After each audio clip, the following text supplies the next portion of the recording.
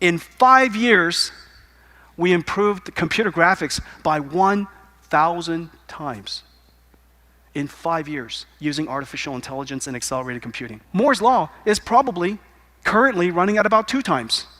1,000 times in 5 years. 1,000 times in 5 years is 1,000,000 times in 10. We're doing the same thing in artificial intelligence. Now, the question is, what can you do when your computer is 1,000,000 times faster? I have a lot to tell you, very little time, so let's get going. Ray tracing, simulating the characteristics of light and materials, is the ultimate accelerated computing challenge. 6 years ago, we demonstrated for the very first time rendering this scene in less than few hours. Let's take a look at the difference in just 5 years. Roll it. This is running on CUDA GPUs 6 years ago, rendering this beautiful image that would have otherwise taken a couple of hours on a CPU. So this was a giant breakthrough already. Enormous speed up running on accelerated computing. And then we invented the RTX GPU. Run it, please.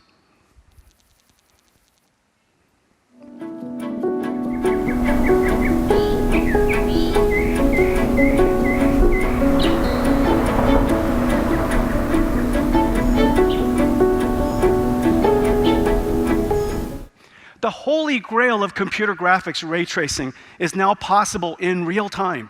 AI made it possible for us to do that. Everything that you saw would have been utterly impossible without AI. For every single pixel we render, we use AI to predict 7 others. For every pixel we compute, AI predicted 7 others. The amount of energy we save, the amount of performance we get is incredible. We used AI to render this scene.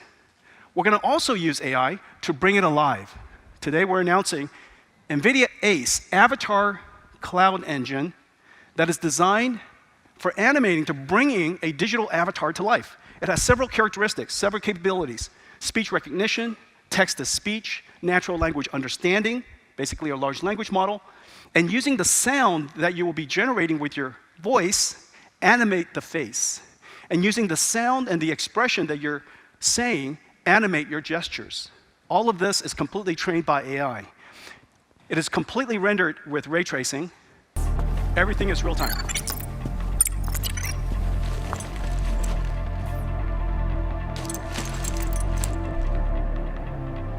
Hey Jen, how are you? Unfortunately, not so good. How come? I am worried about the crime around here. It's gotten bad lately. My ramen shop got caught in the crossfire. Can I help? If you want to do something about this, I have heard rumors that the powerful crime lord Kuman Aoki is causing all sorts of chaos in the city. He may be the root of this violence. I'll talk to him. Where can I find him? I have heard he hangs out in the underground fight clubs on the city's east side. Try there. Okay, I'll go. Be careful, Kai. None of that conversation was scripted. We gave that AI, this Gen AI character, a backstory. His story about his ramen shop and the story of this game. And all you have to do is go up and talk to this character. And because this character has been infused with artificial intelligence and large language models, it can interact with you, understand your meaning, and interact with you in a really reasonable way. All of the facial animation completely done by the AI. We have made it possible for all kinds of characters to be generated. They have their own domain knowledge. You can customize it, so everybody's game's different. And look how wonderfully beautiful they are and natural they are. This is the future of video games. This is the new computer industry. Software is no longer programmed just by computer engineers. Software is programmed by computer engineers working with AI supercomputers. These AI supercomputers are a new type of factory. It is very logical that a car industry has factories. They build things that you can see, cars. It is very logical that computer industry has computer factories. You build things that you can see, computers. In the future, every single major company will also have AI factories. and you will build and produce your company's intelligence. We are intelligence producers already. It's just that the intelligence producers, the intelligence are people. In the future, we will be intelligence producers, artificial intelligence producers. And every single company will have factories, and the factories will be built this way. This translates to your throughput. Well, just now, in the beginning, I showed you computer graphics. Well, it turns out that the friends we met at University of Toronto, Alex Krzyzewski and Sutskever and Ilya Sutskever and Jeff Hinton, they discovered the continuous scaling of artificial intelligence and deep learning networks and came up with the chatgpt breakthrough. And the breakthrough, of course, is very, very, very clear, and I'm sure that everybody here has already tried chatgpt. But the important thing is this. We now have a software capability to learn the structure of almost any information. We can learn the structure of text, sound, images, their structure in all of this, physics, proteins, DNA, chemicals. Anything that has structure, we can learn that language. And then the next breakthrough came, generative AI. Once you can learn the language, of certain information, then with control and guidance from another source of information that we call prompts, we can now guide the AI to generate information of all kinds. We can generate text to text, text to image, but the important thing is this: information transformed to other information is now possible. Text to proteins, text to chemicals, images to 3D, video to video. So many different types of information can now be transformed. For the very first time in history, we can now apply the instrument of our industry to so many different fields that were impossible before. This is the reason why everybody is so excited. Let's take a look at what it can do. Here's a prompt, and this prompt says, "Hi, Computex. I'm here to tell you how wonderful stinky tofu is. You can enjoy it right here in Taiwan. It's best from the night market. I was just there the other night." Okay, play it. Hi, Computex. I'm here to tell you about how wonderful stinky tofu is. You can enjoy it right here in Taiwan. It's best from the night market. The only input was words. The output was that video. Okay, here's another prompt. "I am here at Computex. I will make you like me best. Sing it with me. I really like NVIDIA." Okay, so this is the word. These are the words. These are the words. And hey, voice mod, could you write me a song? These are the words. Okay, play it. "I am here at Computex. I will make you like me best. Yeah, sing it with me. I really like NVIDIA." Okay, so obviously this is a very, very important new capability, and that's the reason why there's so many generative AI startups. We're working with some 1,600 generative AI startups. Just utterly incredible. There's no question that we're in a new computing era. You don't have to just AI, this generation, this computing era, does not need new applications. It can succeed with old applications, and it's going to have new applications.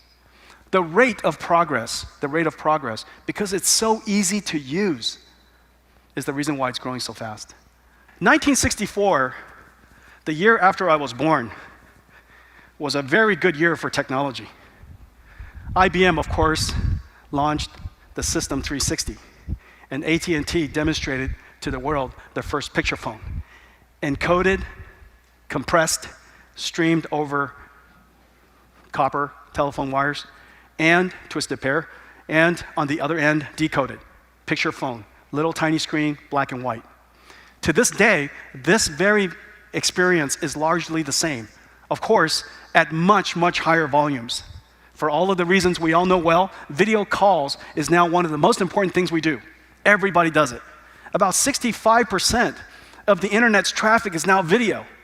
And yet, the way it's done is fundamentally still the same. Compress it on the device, stream it, and decompress it on the other end.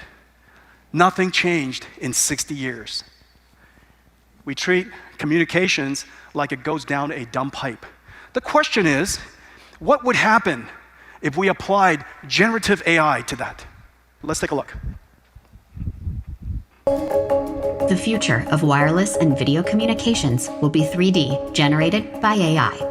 Let's take a look at how NVIDIA Maxine 3D, running on the NVIDIA Grace Hopper Superchip, can enable 3D video conferencing on any device without specialized software or hardware. Starting with a standard 2D camera sensor that's in most cell phones, laptops, and webcams, and tapping into the processing power of Grace Hopper, Maxine 3D converts these 2D videos to 3D using cloud services. This brings a new dimension to video conferencing with Maxine 3D visualization, creating an enhanced sense of depth and presence. You can dynamically adjust the camera to see every angle in motion, engage with others more directly with enhanced eye contact, and personalize your experience with animated avatars, stylizing them with simple text prompts. With Maxine's language capabilities, your avatar can speak in other languages, even ones you don't know. NVIDIA 正在使用生成式 AI 来发明新的交流方式。NVIDIA は生成系 AI を用いてコミュニケーション技術に革命をもたらします。NVIDIA Maxine 3D, together with Grace Hopper, bring immersive 3D video conferencing to anyone with a mobile device, revolutionizing the way we connect, communicate, and collaborate. Okay, so all of the words coming out of my mouth, of course, was generated by AI. So instead of compression, stream, and decompression, in the future, communications will be perceive, stream, and reconstruction, regeneration. And it can be generated in all kinds of different ways. It can be generated in 3D, of course. It can regenerate your language in another language. So we now have a universal translator. I just talked about how we are going to extend the frontier of AI. But there are so many different applications in so many different areas. Scientific computing, data processing, large language model training that we've been talking about, generative AI inference that we just talked about, cloud and video and graphics. And so let's take a look at the benefit for them. This is a simple image processing application. If you were to do it on a CPU versus on a GPU running on enterprise, NVIDIA AI Enterprise, you're getting 31.8 images per minute, or basically 24 times the throughput, or you only pay 5% of the cost. This is really quite amazing. Now let me talk to you about the next phase of AI, where AI meets a digital twin. Now why does AI need a digital twin? Let me give you just a simple example. In the future, you would say to your robot, I would like you to do something, and the robot will understand your words, and it would generate animation. Remember, I said earlier, you can go from text to text. You can go from text to image. You can go from text to music. Why can't you go from text to animation? And so, of course, in the future, robotics will be highly revolutionized by the technology we already have in front of us. However, how does this robot know that the motion that it is generating is grounded in reality? It is grounded in physics. You need a software system that understands the laws of physics. Now, you've actually seen this already with ChatGPT. Whereas AI, NVIDIA AI, would use NVIDIA Omniverse as in a reinforcement learning loop to ground itself, you have seen ChatGPT do this using reinforcement learning human feedback. Using humans' feedback, ChatGPT was able to be developed by grounding it to humans and align it with our principles. So reinforcement learning with human feedback is really important. Reinforcement learning for physics feedback is very important. Let me show you, everything that you're about to see is a simulation. Let's roll it, please.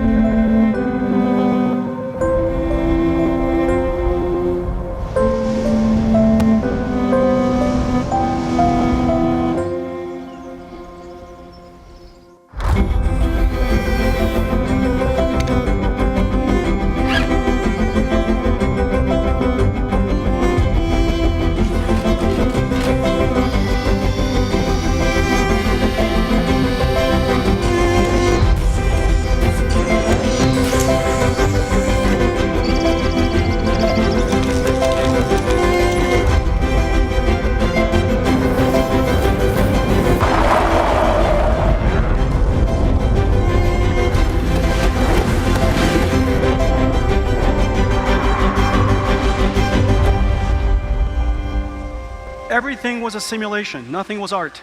Everything was simulation. Now I'm going to show you very quickly Omniverse in the cloud. Let's take a look at the Omniverse cloud. So this is just a web browser, and we're looking now into Omniverse Factory Explorer. It's running 10,000 kilometers away in our Santa Clara headquarters, and we're leveraging the power of our data center now to visualize this factory floor. We're using real factory data from Siemens and Autodesk Revit to take a look. It's a cloud application, so we can have multiple users collaborating. Let's go ahead and bring up Eloise's screen. And we can see that we have these two users in this environment. And Jeff on the left there is going to look at some markup. We have this task to perform. We need to move this object. So we can have Eloise just go ahead and grab that conveyor belt, move it over, and as he does so, you'll see that it's reflected accurately and completely in real time on Jeff's screen.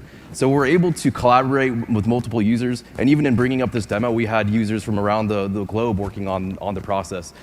East and West Coast, United States, Germany, even Sydney, and of course here in Taipei, to put this together. Now, if we're modifying our production line, of course, one of the things we want to do is add the necessary safety equipment. So we're able to simply drag and drop items into Omniverse and modify this production environment and begin tweaking this and optimizing for performance even before we break ground with construction. That is so cool. This is in California, 6,264 miles away, or something like that. 34 milliseconds by speed of light one way. And it's completely interactive. Everything is ray traced. No art is necessary. You bring everything, the entire CAD into Omniverse, open up a browser, bring your data in, bring your factory in. No art is necessary. The lighting just does what the lighting does. Physics does what the physics does. If you want to turn off physics, you can. If you want to turn on physics, you can. And multiple users, as many as you like, can enter the Omniverse at the same time and work together. One unified source of data across your entire company. Just now, it was humans interacting with Omniverse. Humans interacting with Omniverse. In the future, we'll even have a generative AI, and AI interact with him in Omniverse. We could, of course, imagine in the very beginning there was Jin. That could be a character. That could be one of the users of Omniverse interacting with you, answering questions, helping you. We can also use generative AI to help us create virtual worlds. So for example, this is a bottle that's rendered in Omniverse.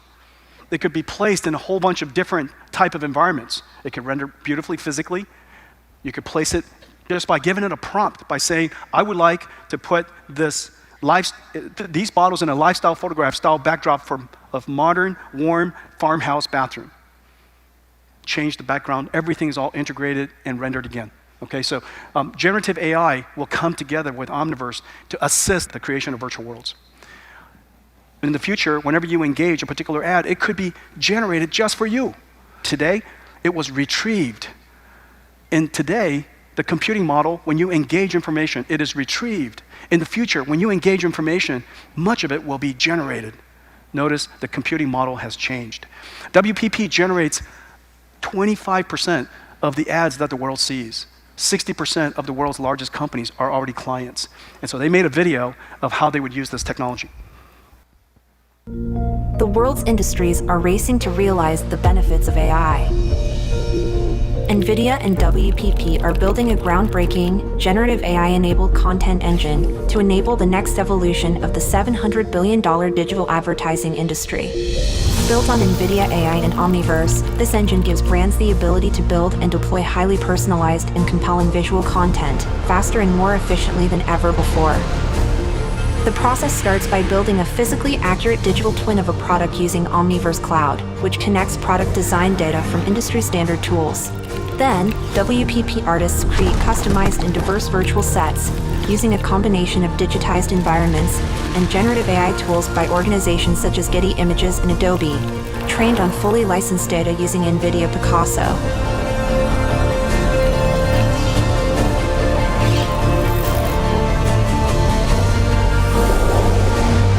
This unique combination of technologies allows WPP to build accurate photorealistic visual content and e-commerce experiences that bring new levels of realism and scale to the industry. It's completely digital. Imagine if you have digital information in your hands, what can you do with it? Almost everything. What you just saw is basically every factory in the future will be digital, of course, first. Every factory will be a robot. Inside the factories, there will be other robots that the factory is orchestrating. We are also going to build robots that move themselves. So far, the robots that you saw are stationary. Now we're going to also have robots that move.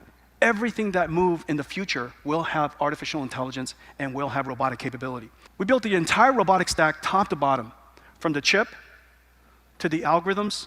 We have state-of-the-art perception for multimodality sensors, state-of-the-art mapping, state-of-the-art localization and planning, and a cloud mapping system. Everything has been created. However you would like to use it, you can use pieces of it. It's open available for you, including all the cloud mapping systems. So this is Isaac AMR. It includes a chip called Orin.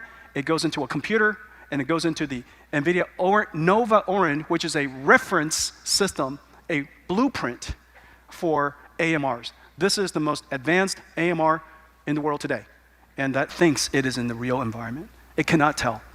And the reason for that is because all the sensors work, physics work, it can navigate, it can localize itself, everything is physically based. Therefore, we can design the robot, simulate the robot, train the robot, all in Isaac, and then we take the brain, Isaac Sim, then we take the brain, the software, and we put it into the actual robot. And with some amount of adaptation, it should be able to perform the same job. This is the future of robotics. Omniverse and AI working together. The excitement in the hard industries, the heavy industries, has been incredible. We have been connecting Omniverse all over the world with tools companies, robotics companies, sensor companies, all kinds of industries. There are 3 industries right now as we speak that is putting enormous investments into the world. Number 1, of course, is chip industry. Number 2, electric battery industry. Number 3, electric vehicle industry. Trillions of dollars will be invested in the next several years. Trillions of dollars will be invested in the next several years. And they would all like to do it better, and they would like to do it in a modern way. For the very first time, we now give them a system, a platform, tools that allows them to do that. I want to thank all of you for your partnership over the years. Thank you. I am here at Computex. I hope that you do like me best. Now my song's in a long thank you from NVIDIA.